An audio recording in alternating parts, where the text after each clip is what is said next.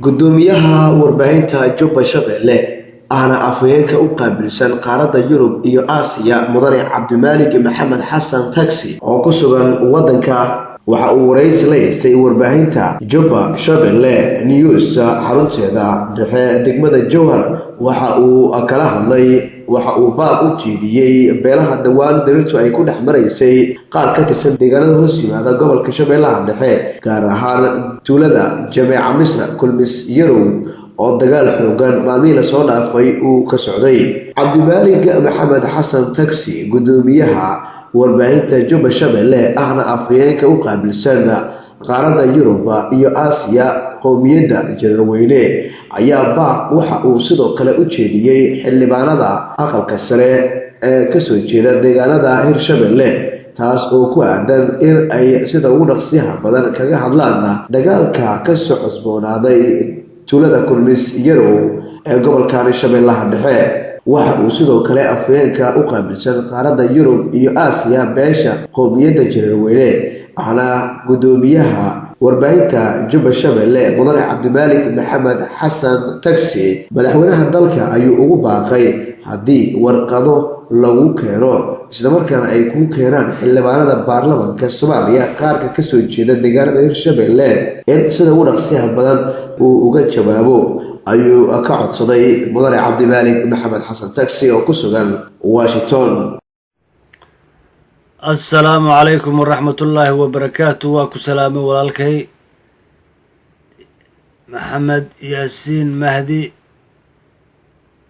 أحمد ألفا واكو سلامي هذه هي شغالها جوبا شبيلة نيوز سودوين تبلارن هذه وعزونتين ما أنت وإذن سلامي أرنتان ربينا كهالله waxay tahay dhibaatooyinka maanta jowhar ka socdo ayaan ku cambaareynayaa dowladda Hirshabeelle cambaareyn baan u soo jeedinayaa anoo ku hadlaya codka xisbiyaasha isu tagay oo ku midoobay Jareerweyne Alliance Group oo ugu horeeyo xisbigayga gogashana fidiyay Samo Dimuqraadic aniguna aan ahay gudoomiyihii xisbiga iyo xisbiyaasha kale oo ka mid ah Somali Bantu Civil Right Protection Ahmed Halgamaa uu madax u yahay iyo xisbiga midnimo Jubba Shabeelle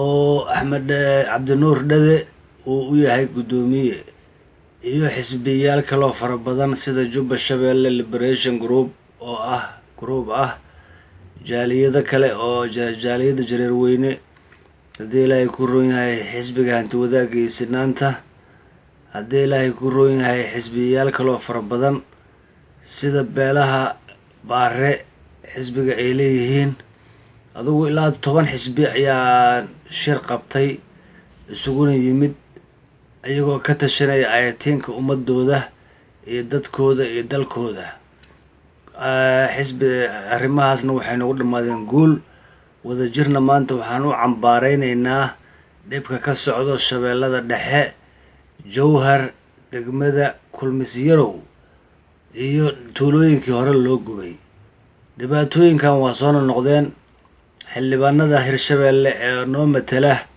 wax ay ka qabteen habeeraatee ma laha dadkeeni aid baa lagu qaataa kaalmada adduunka lagu qaataa waxna kama helaan marka taasina waa ayaan darro nagu soo habsatay midda kale waxaan ugu baaqayaa caalamka waxaan ugu baaqayaa hay'adaha Amnesty International waxaan ugu baaqayaa Human Rightska waxaan ugu baaqayaa United Nationska branchiyada u qaabilsan bini'aadanimada in xuquuqda dadka lagu tilmaamo tima adeega lagu tilmaamo ee jareer loo yaqaano in xuquuqda dalka Soomaaliya ay ku lahaayeen la duudsiiyay oo aan xaqoodii iyo dhulkoodii iyo dadnimadoodii iyo dowladnimadoodii la baabi'iyay lagana dhigay dad aan jirin oo aan ka tirsaneyn dalka Soomaaliya taasna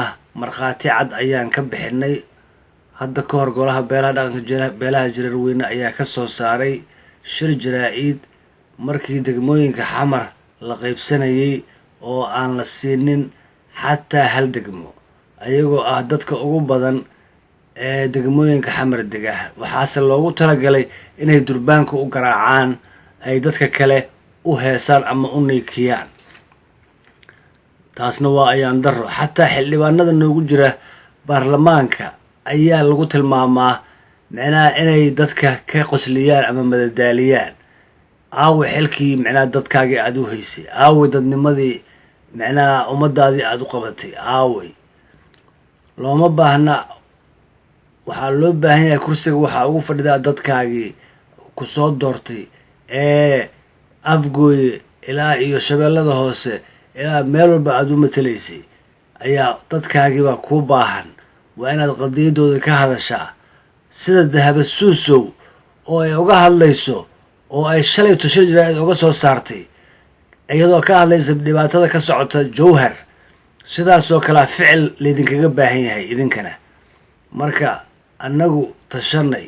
hadda ka horna boqorka beelaha jareerweyne boqor faarax digniin buu u diray ninka la yidhaahdo farmaajo, isagoo leh haddaydan abolojays ka bixinin degmooyinka nalaga qadiyey iyo dadnimadeenna aada baabi'iseen, annagu waa tashan doonaa buu yidhi. waana dad tashadaan nahay.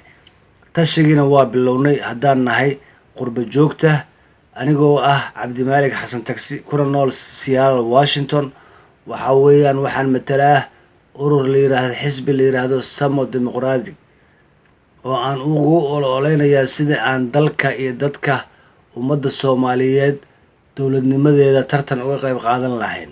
geed gaaban iyo geed dheerna waa u koraynaa, dalkoo dhanna waa ku faafinaynaa haddii ilaahay raalli ka dhigo, si aan codadkeenna loo gadanin ay ummadaha kale lacag noogu harqanin. marka xisbiyadii hadda dhammaan beelaha ay lahaayeenna waa midoobeen, meel kasta ha joogaan. anoo magacooda ku hadlaya waxaan cambaareynayaa dhibaatooyinka loo geystay kulmis yarow ayaan cambaareynayaa. hay-adaha caalamkana waa ogeysiinaynaa haddaydan isbeddel samaynin, haddaydan wax ka qabanin, haddaydan dhibkaas joojinin. soomaaliya waxaa weeyaan nin kuu digay kuma dilin, nin kuu digay kuma dilin. berri waxaa la rabaa waxa laisku difaaco. youtube-kan waxaa waaye digniin kama dambaysa. dadka beelaha jareerweyne ee u dhashay ee maanta wax soo saarkoodii iyo xoolahoodii iyo guryahoodiiba la baabi'iyey ha laga waantoobo. soomaaliya ka waantooba, soomaaliya ka waantooba. dhibaatada joojiya, xal ha loo helo waxa socdo. maqal jaalle madaxweyne iyo ra-iisul wasaare xildhibaanada ku jira aqalka sare iyo aqalka hoose ee beelahan ku abtirsada markay kuu keenaan ribood, maqal waxna ka qabo. yaysan dhicin inay macnaa ciday la hadlaan waayaan. yaysan dhicin ayagoo xildhibaana ah oo shacab matalo, ummaddii ay matalayeenna la baabi'inaya har iyo habeen. gabadha keliya noo hadasha waa dahaba suusow oo aan taageersannahay, oo aan garab taagannahay har iyo habeen. marka waxaan jeclaan lahaa dowladda qaranka dalka Soomaaliya in ay dhigaha u dhigto xildhibaanada waxay sheegayaan, waxna ka qabtaan haddii ilaahay raalli ka dhigo. waana ku mahadsan tahay maxamed yaasiin alfa jaaniskan aada siisay inaan kaga hadlo kuna cambaarayno annagoo ah xisbiyo isu tegay kana dhisan dalka Maraykanka, Soomaaliya, Muqdisho oo dhan, Soomaaliya oo dhan, Jowhar gobolladoo dhan, Yurub, Maraykanka, Canada, haddii ilaahay ku roon yahay Africa qaybahooda kala duwan, South Africa, everywhere oo human being ku nool yahay ama beelaha jareerweyne ay degan yihiin ayaan codkooda ku hadlayaa. ugu yaraan 8 ururo iyo xisbiyo isugu jiro ayaan codkooda ku hadlayaa. waana cambaareynaynaa, mar kalaan cambaareynaynaa, mar saddexaad baan cambaareynaynaa. dulmiga ha la joojiyo, hana la joojiyo dagaalka.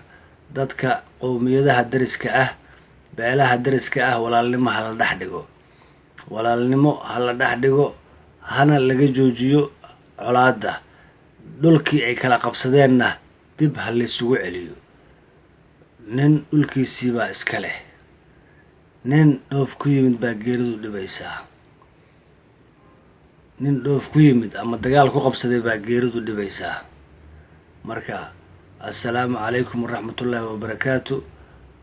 arrimahaas baad aan ka hadlayay, waana ku mahadsantihiin dhammaantiin. idaacadda Jubba Shabeelle News wariyayaasheeda iyo farsamayaqaanadeeda dhammaan waa idin wada salaamay, waxaana idinku salaamay 114 quraanka.